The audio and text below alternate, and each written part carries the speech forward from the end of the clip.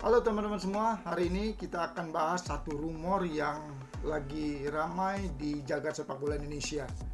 Louis van Gaal akan menggelar konferensi pers pada Senin 20 Oktober 2025 yang menurut kabar akan membawa pengumuman besar dan rumor terkuat apakah dia akan menjadi pelatih baru timnas Indonesia. Kenapa ini menjadi menarik? Karena nama Van Gaal bukan pelatih sembarangan. Dia punya karir kelas dunia, tapi di sisi lain dia sudah lama absen dari kursi pelatih aktif dan rumor ini punya banyak celah dan ketidakpastian. Di video ini kita akan telusuri seluruh spekulasi, bukti, kontra, serta kemungkinan nyata, dan saya ajak teman-teman untuk menimbang apakah rumor ini masuk akal atau hanya sekedar headline tanpa realitas. Mari kita mulai dari fakta dasar yang sudah diketahui dan kebenaran dari rumor awal. Media Inggris The Talksline melalui akun X-nya menulis Senin ini Louis van Gaal akan mengadakan konferensi pers. Ia akan mengumumkan berita besar.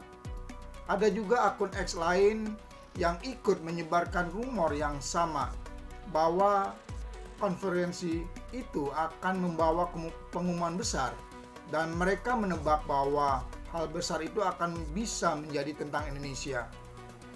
Di media lokal Indonesia, unggahan selamat datang Louis van Gaal dalam bahasa Indonesia dengan emoji bendera merah putih dibalas oleh jurnalis olahraga Spanyol Victor Catalina. Semua tanda itu memperkuat spekulasi bahwa pengumuman itu menyangkut timnas Indonesia. Jadi, publik sudah siap. Apakah Van Gaal benar-benar akan menjadi pelatih timnas Indonesia? Untuk memahami apakah ini masuk akal, kita harus melihat profil Van Gaal. Dia adalah pelatih top asal Belanda yang pernah menangani klub-klub besar seperti Ajax, Barcelona, Bayern Munich, dan Manchester United. Pelatih terakhir dalam jabatan aktifnya adalah timnas Belanda di Piala Dunia 2022. Menurut laporan Reuters, Van Gaal menyatakan bahwa ia telah sembuh dari kanker prostat yang pernah dideritanya dan ia sekarang merasa semakin bugar.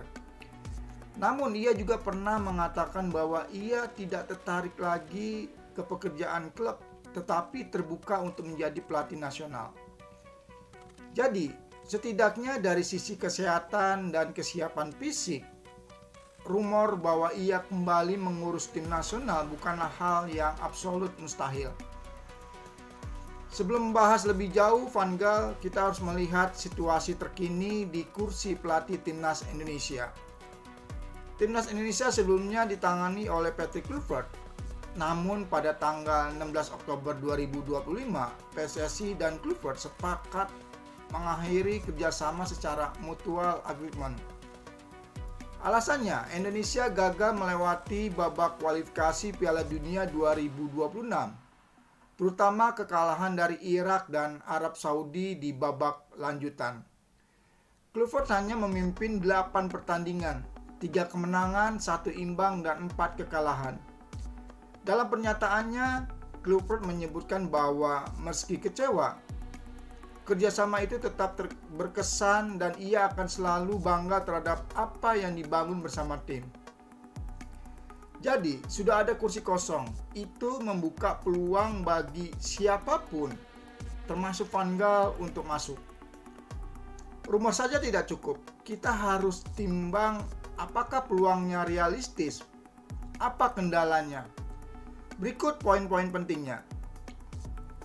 Prestis dan pengalaman internasional tinggi. Nama Van Gaal membawa bobot. Jika dia menjadi pelatih timnas Indonesia, itu akan menjadi sinyal ambisius PSSI bahwa mereka ingin naik level dalam taktik dan reputasi internasional. Yang kedua, kesempatan modifikasi gaya dan filosofi. Van Gaal dikenal punya visi taktis yang kuat dan bisa membawa transformasi dalam cara bermain, pengembangan pemain muda, serta disiplin. Indonesia memang butuh upgrade di lini taktik dan metodologi latihan. Yang ketiga, efek psikologis dan publisitas. Sekedar pengumuman bahwa Van Gaal datang akan menarik perhatian media internasional dan domestik. Ini bisa meningkatkan kepercayaan publik dan menumbuhkan optimisme bahwa dalam timnas Indonesia ada di dalam era baru. Lalu kesulitannya, usia dan kondisi fisik. Van Gaal kini berusia 73 atau 74 tahun, tergantung hitungannya. Meskipun dia menyatakan bahwa dia sudah sembuh dari kanker prostatnya, fisik dan stamina yang dibutuhkan untuk mengelola tim nasional itu sangat tinggi. Yang kedua, sudah lama off duty dari kursi pelatih aktif. Sejak Piala Dunia 2022, Van Gaal belum memegang klub atau tim nasional lagi. Keaktifannya di lapangan sudah lama terhenti. Adaptasi kembali ke rutinitas intensif bisa menjadi tantangan besar. Yang ketiga, mobilitas dan tuntutan lokal. Melatih tim nasional seperti Indonesia bukan sekedar datang ke kamp pelatihan. Ada perjalanan, pengamatan pemain lokal, kehadirannya di Piala AFF, SEA Games, persiapan kualifikasi dan tuntutan publik yang intens. Apakah Van Gaal siap dengan itu? Yang keempat, bahasa, budaya, dan manajemen lokal. Walau Van Gaal piawai dalam berbagai tempat di Eropa, beradaptasi dengan sepak bola Asia dan khususnya Indonesia, memerlukan pemahaman lokal, budaya sepak bola, persuasi terhadap pemain lokal, birokrasi PSSI, dan dinamika media lokal bisa menjadi tantangan. Yang kelima, resistensi internal atau politik sepak bola. PSSI punya stakeholder internal, ada EXCO, anggota federasi, klub domestik, pemain lokal, media. Ada kemungkinan muncul penolakan. Kok pakai pelatih kelas dunia yang mungkin tidak peduli pemain lokal? Atau biaya mahal? Atau pertanyaannya, apakah Van Gaal akan memilih pemain naturalisasi atau lokal? Yang keenam, kebiasaan rumor dan pembantahan sebelumnya. Sebelumnya, Van Gaal sudah pernah dikaitkan dengan Indonesia, namun menolak karena kesehatan atau alasan lain. Ada kemungkinan ini hanya rumor lagi. Menarik bahwa legenda Belanda Ruud Gullit pernah menyebut bahwa Van Gaal tak terlalu tertarik pekerjaan dengan mobilitas yang tinggi, lebih memilih menikmati hidupnya, meski itu belum diverifikasi yang kuat. Sekarang mari kita bayangkan beberapa skenario, dari yang paling optimis hingga skenario hanya rumor. Skenario yang pertama, jika konferensi pers itu benar berisi pengumuman bahwa Van Gaal menerima tawaran PSSI, Van Gaal akan mulai merombak struktur tim, memilih staf pelatih lokal atau asing, membuat rencana jangka panjang, memetakan talenta dan survei pemain lokal atau naturalisasi. Dia mungkin akan meminta jangka kontrak yang fleksibel, misalnya kontrak jangka menengah 2 atau 3 tahun dengan opsi perpanjangan.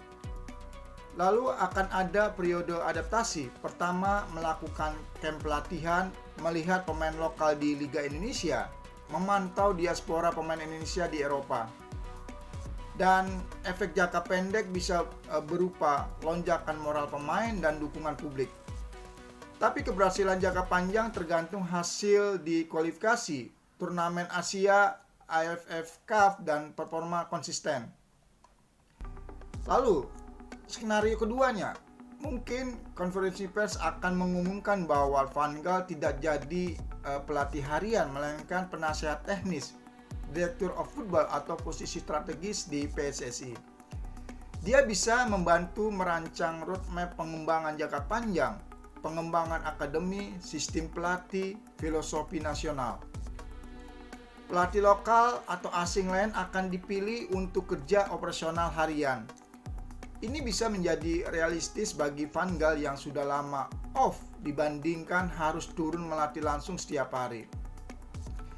Lalu, skenario yang ketiga, Mungkin konferensi pers itu sama sekali tidak berhubungan dengan timnas Indonesia. Bisa tentang proyek pribadi, kolaborasi klub, pos baru di federasi lain, atau hal lain yang sama sekali tidak terkait Indonesia. Jika itu skenario, publik akan kecewa. Tetapi ini bukan pertama kali pelatih besar dibuat besar-besaran tanpa realisasi. PSSI kemudian akan mencari nama lain atau menunda pengumuman. Untuk memperkuat pembahasan ini dengan pandangan luar negeri, berikut poin-poin yang saya telusuri dari media internasional. Reuters memberitakan bahwa Van Gaal menyatakan dirinya telah cured dari kanker prostat dan siap kembali ke level tinggi jika dipanggil menjadi pelatih nasional. Lalu dalam liputan Al Jazeera disebutkan bahwa Kluivert dan Indonesia part way setelah kegagalan di kualifikasi Piala Dunia. Lalu ada juga The Guardian pernah menulis bahwa pengangkatan Kluivert awal tahun ini merupakan sinyal bahwa Indonesia ingin memperkuat pengaruh Belanda di sepak bolanya, khususnya karena banyak pemain berdarah Belanda yang dinaturalisasi. Lalu di media lokal The Jakarta Post juga memberitakan bagaimana PSSI selama ini mencari pelatih asal Belanda dan bahwa kegagalan memenuhi target Piala Dunia memberi tekanan besar pada keputusan selanjutnya. Ada juga pengamatan di media luar bahwa rumor Van Gaal ke Asia bukan hal yang baru. Misalnya situs sepak bola Belanda yang pernah menulis soal Louis van Gaal, di mana Van Gaal pernah melakukan tur ke Asia dan perhatian media cukup tinggi. Dengan tambahan referensi ini, kita tidak hanya menyampaikan rumor lokal, tetapi juga menyoroti bagaimana dunia internasional melihat potensi kepindahan Van Gaal ke Indonesia. Jadi teman-teman, kita berada di ujung spekulasi besar. Konferensi pers 20 Oktober 2025 menjadi momen yang sangat krusial. Apakah itu hanya rumor belaka atau benar pengumuman yang mengguncang dunia sepak bola Indonesia? Kalau teman-teman suka pembahasan seperti ini, tulis di kolom komentar. Dan menurut teman-teman, apakah Van Gaal cocok atau tidak? Kalau nanti konferensi pers itu benar terjadi dan ada pengumuman, saya siap membuat update video lanjutan agar teman-teman tetap update. Sekian untuk pembahasan kita kali ini. Kita tunggu bersama pengumuman hari Senin dan semoga apapun yang terjadi, sepak bola Indonesia bisa melaju lebih baik ke depan. Sampai jumpa di video berikutnya. Salam olahraga, terus dukung timnas Indonesia. Salam sepak bola Indonesia.